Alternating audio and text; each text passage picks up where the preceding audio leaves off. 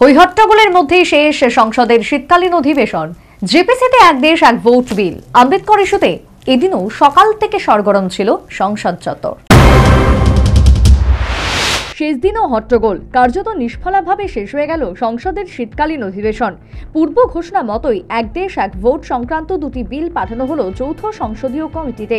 চলতি অধিবেশনের শেষ কাজ হিসাবে এক দেশ এক ভোট সংক্রান্ত দুটি বিল যৌথ সংসদীয় কমিটিতে পাঠানো হলো শুক্রবার। চমকপ্রদভাবে এক দেশ এক ভোটের যৌথ সংসদীয় কমিটির সদস্য সংখ্যাও বাড়িয়েছে সরকার। প্রথমে ঘোষণা করা হয়েছিল ওই জেপিসিতে মোট 31 জন সদস্য থাকবেন, কিন্তু পরে ছোট রাজনৈতিক দলগুলিও ওই কমিটির প্রতিনিধিত্ব দাবি করে। ফলে জেপিসির সদস্য সংখ্যা বাড়িয়ে হয় 39। এর মধ্যে 27 জন লোকসভা সাংসদ এবং একজন রাজ্যসভার সাংসদ। ওই যৌথ সংসদীয় কমিটিকে 90 দিনের মধ্যে এই বিল নিয়ে বিশদে আলোচনা করে রিপোর্ট দিতে বলা হয়েছে। তবে কমিটির মেয়াদ বাড়ানো হতে পারে। সংসদের পরবর্তী অধিবেশনে এই বিল নিয়ে আলোচনা হতে পারে।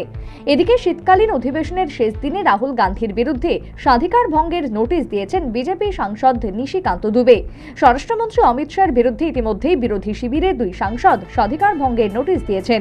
রাহুলের বিরুদ্ধে এই নোটিশকে সেটারই পাল্টা হিসাবে ধরা হচ্ছে। राहुल जी पे हो गई, किस तरीके से कहेंगे? पूरा देश देख रहा है, राहुल जी पे तमाम इन्होंने केस लगा रखे हैं, कभी नया नया एफआईआर निकालते हैं, झूठ बोलते हैं, पूरा देश देख रहा है। इससे ये दिखता है कि उनका डेस्परेशन लेवल क्या है। অমিত শাহের আম্বেদকর ফ্যাশন মন্তব্যে এদিনও সকাল থেকে সরগরম ছিল রাজধানী। সকালেই দিল্লিতে বিক্ষোভ দেখানো শুরু করেন ইন্ডিয়া জোটের সাংসদরা। সংসদ চত্বরেও দীর্ঘক্ষণ বিক্ষোভ দেখান তারা। প্রত্যেক বিরোধী সাংসদদের হাতে ছিল আই এম আম্বেদকর লেখা ব্যানার। পাল্টা সংসদ চত্বরে বিক্ষোভ দেখান BJP সাংসদরা।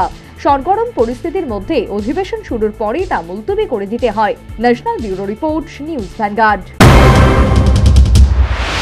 Shija Institute of Kidney Sciences কিডনির জটিল রোগের চিকিৎসার জন্য এক উৎকৃষ্ট প্রতিষ্ঠান, যেখানে উত্তর পূর্ব ভারতের প্রথম এবিও অসামঞ্জস্য কিডনি প্রতিস্থাপন এবং মৃত ব্যক্তির কিডনি প্রতিস্থাপন করা হয়। এখানে 115টিরও বেশি কিডনি প্রতিস্থাপন এবং উত্তর পূর্ব ভারতের সবচেয়ে বেশি হিমোডায়ালিসিস করা হয়েছে এবং এই সংখ্যা দিন দিন বাড়ছে। Shija institute of kidney sciences Tripura সরকার সহ অরুণাচল প্রদেশ, মেঘালয়, মিজোরাম, মণিপুর এবং নাগাল্যান্ড সরকার দ্বারা স্বীকৃতি প্রাপ্ত।